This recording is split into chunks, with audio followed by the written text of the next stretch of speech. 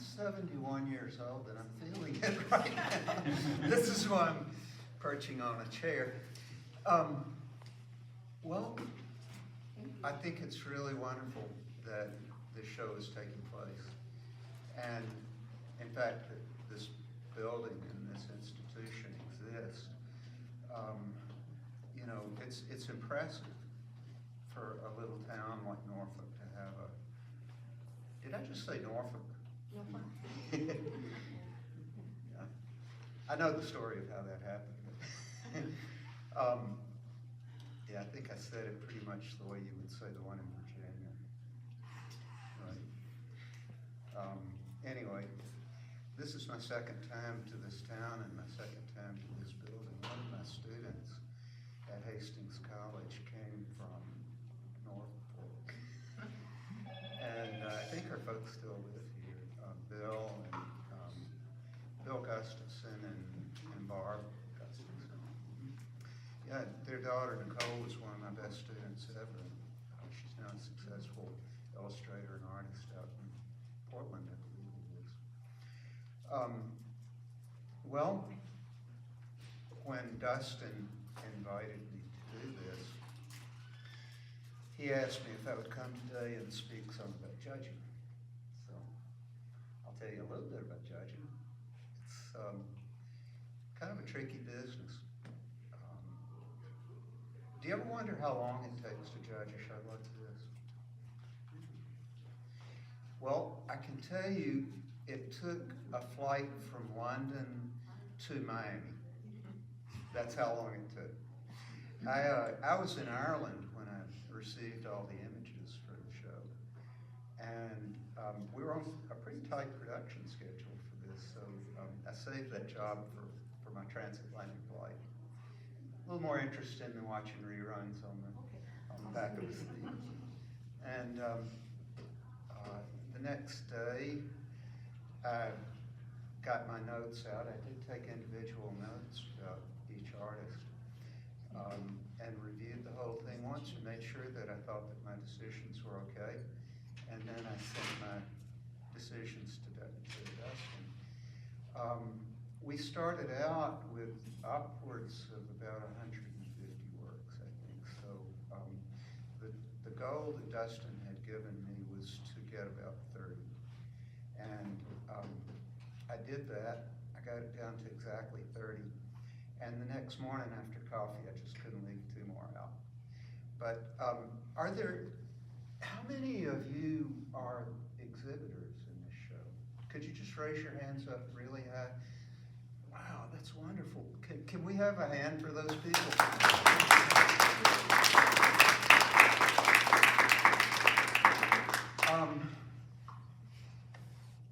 That's a pretty steep call from 150 down to 30. And there may be some people here today who submitted work and are not in the show. And I can tell you that a room twice this large could have been filled up with work that was worthy of being here. The two that I made my second thought decision on the next morning, you know, they just had to be in the show. And I thought, well, if I overrun by 2, it's not gonna hurt anything. So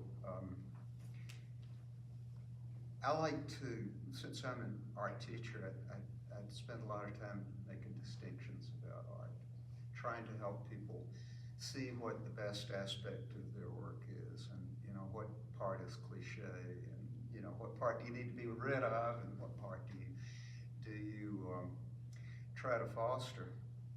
And that's those of you who've tried to teach art know that's a pretty tricky business, and you have to be kind of careful not to become arrogant about it. I hope I haven't made any arrogant decisions in being the judge of this show, but I can tell you I certainly got an eyeful of a lot of really good art, and diverse, very diverse. When you look at the differences of art approaches that you see in this room, I think you see a pretty remarkably diverse set of art philosophies. And then even within that, some people have noticed that there's a lot of photography in this show. And look at how many different philosophies of photography are shown here. You know, there are a couple of them out here in the hall that say digital photography, as most photography is digital these days. But I think what's meant by that is that they're heavily manipulated. You know, so there's a lot of Photoshop or something in that. And then you've got other photographers in this show that are, you know, classical realists. And then there's some that you're just not really sure where it is. I think this is one of the things that is making photography so interesting these days.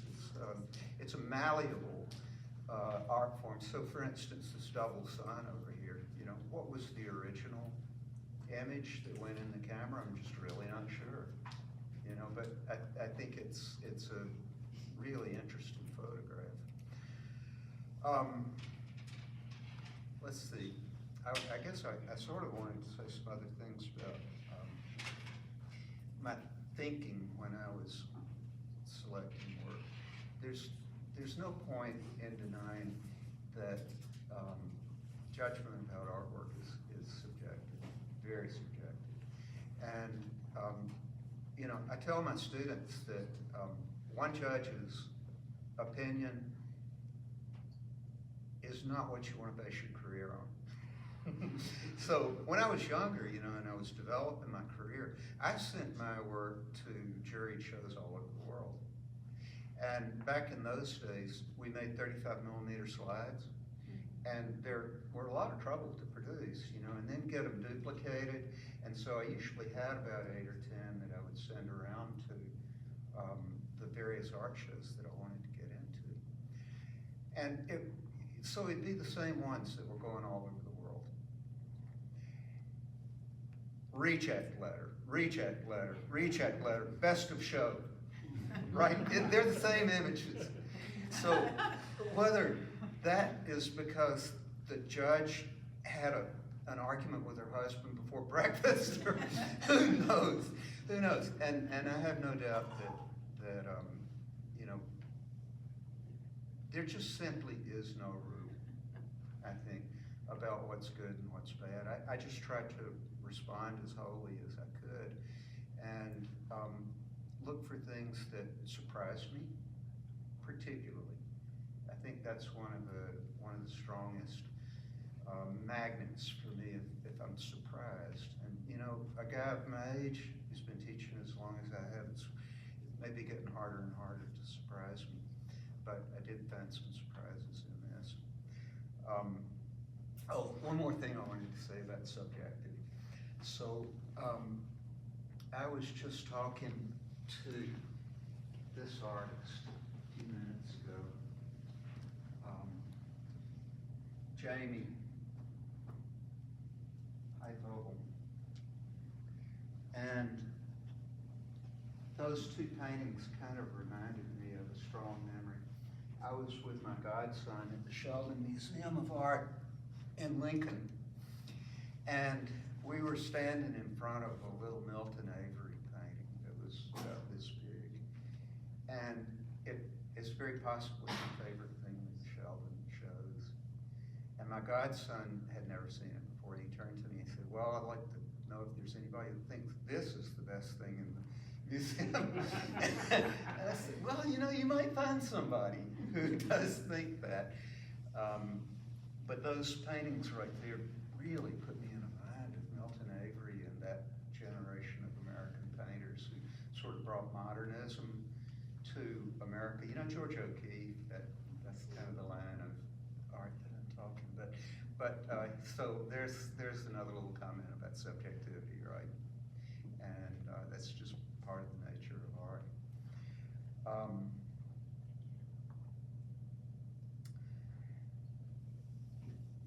One reason why I asked for your applause for the artists who submitted work is because I think making art is an act of courage. You know, any artist I think any artist who is really good faces every day with existential dread. It's like, is this, you know, am I gonna be able to do things like the best work that I've ever done? Can I even exceed myself? You know, can I do anything that's good? It's very anxiety-provoking career. Let me put it that way. Sometimes I wonder why in the hell I didn't just sell insurance with my father like he wanted me to. You know, either you make the sale or you don't make the sale, right? You don't get up every day wondering whether you're any good or not.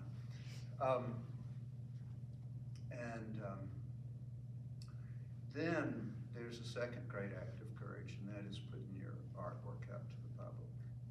And particularly, I think, you know, sending it off to a stranger to pass judgment on it, like you gave me the honor of doing.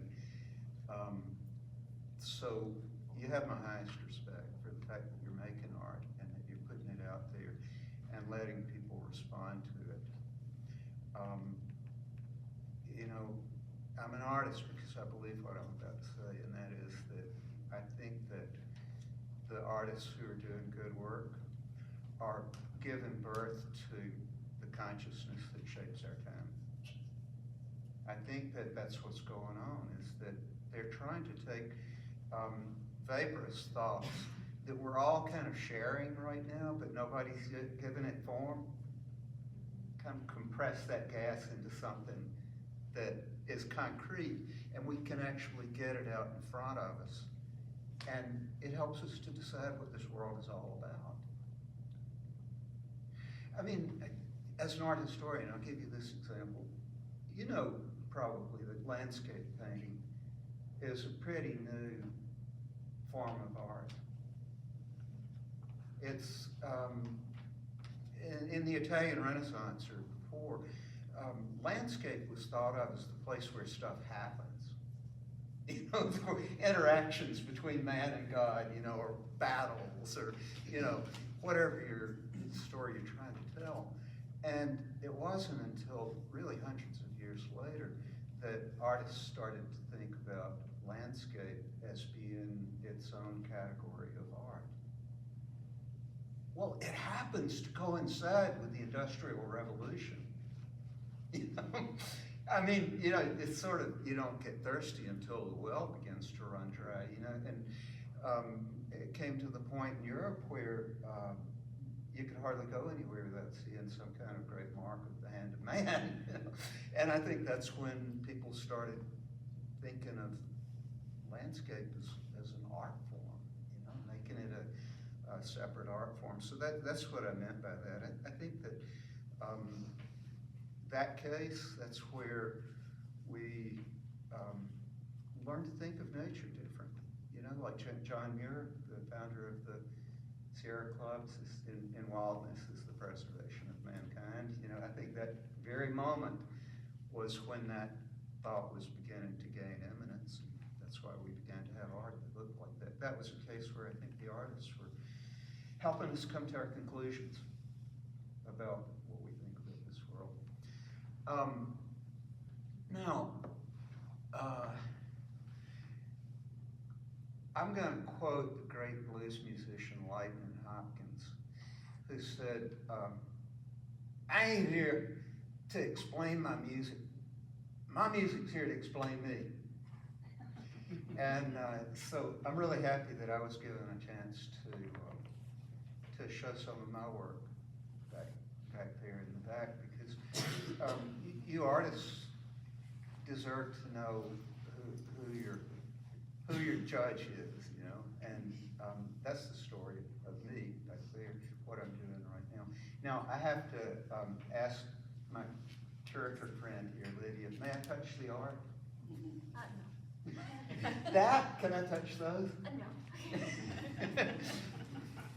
This is where I show my disobedience. These are acrylic paintings that, if you look at the back of them, they're book covers. I'm calling this body of work that I've been doing now for a little more than a year, the War on Books. Is it happening in your library too? Are they dismantling all the books? Yeah, Yeah, the Hastings Public Library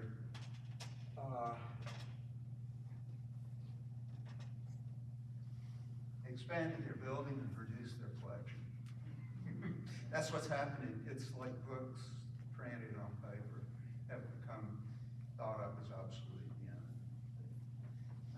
Not cool technically enough. And so at Hastings College, when this started to happen, I would see hundreds, thousands of books piled up for execution. And they were just going to the landfill.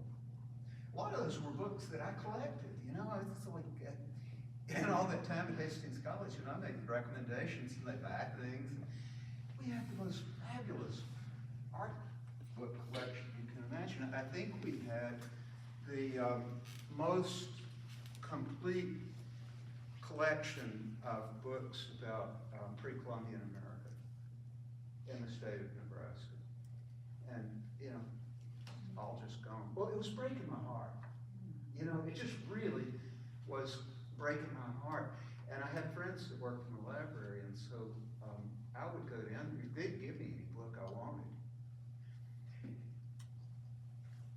And it was upsetting me so much that I thought, I've got to do something positive with this.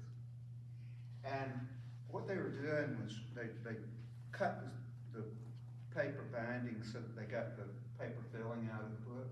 That went to recycling, and the covers were going to the landfill.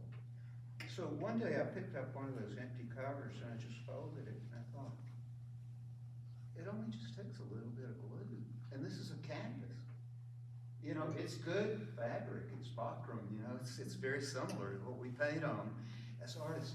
And so I took home probably 400 or 500 books. You can imagine what my house looks like now. And started processing those. So every single day I get up and I have a canvas of different colors, slightly different size. And I'm normally, when I'm working as an artist, my work tends to kind of fall in categories, you know, series kind of stuff. One thing leads to another. Not these. I get up in the morning, I drink my coffee, and just go. And no restrictions whatsoever. It's the most diverse body of work I've ever done. And I'm also a printmaker, so if you look closely at them, there are really a lot of printmaking techniques in them. The one with the red arcs there looks almost like film strips. Ladies' makeup sponge from the drugstore that I've formed an image with a solder gun and just stamped that repeatedly. I'm a printmaker, I love repetition. So a lot of them have references to writing arts. I try to do that whenever I can because that's what they were. You know, those are the carcasses of writing art. Also, quite a few of them, like the one that's second from the left on that end, came from, I have two homes. I live in Hastings, Nebraska, and I also live in Pensacola, Florida. And I just pray that the sky's going to be clear when I fly over the Platte, and even more so when I fly over the Mississippi with all those beautiful oxbows that they've got and everything. So you can see a green one with another serpentine line through it. So, you know, it's drawn from daily life, pretty much. Well, could you clap one more time? The folks who put this on, the administration staff of this show and this whole institution, I think really deserves some thanks. And Lydia hung the show, and I just learned that she hasn't been hanging shows for very long, but doesn't it look competent? Yeah. I mean, I think that, you know, considering what a diverse group of art this is, it looks really coherent. It's got rhythm. It just really looks great. So let's give a hand to the people who did this.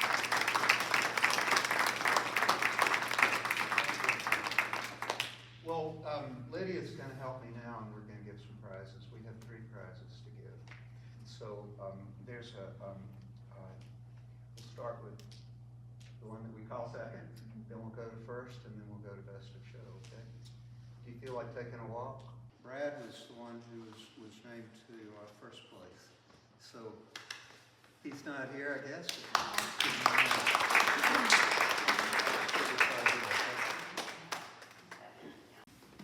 Butch Rohrschneider. Did I say that right? Yeah. Boy, I got lucky. Perfect. Sometimes you do. Congratulations. Thank you. So that's the second place prize.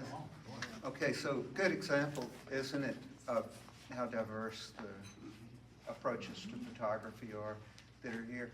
I think, you know, that this piece, it stands up well as an abstract painting if you want to think so, you know. It's the kind of thing that I tell my students all the time. You should be waking the rest of the world up with your art. You know, that's what your art should be, making people look again, see the world afresh. And I think that this is a really good example of that, finding that kind of beauty in wood grain. And then Bart Vargas. Is Bart here today? Bart's not here. Okay. Well, did I use the word surprise? It's something that I crave, you know. If I don't get some kind of a feeling of surprise out of artwork, I get bored pretty quick. And I thought this was a really creative idea. And so yeah, best of show for this one. And we'll include your applause right now too.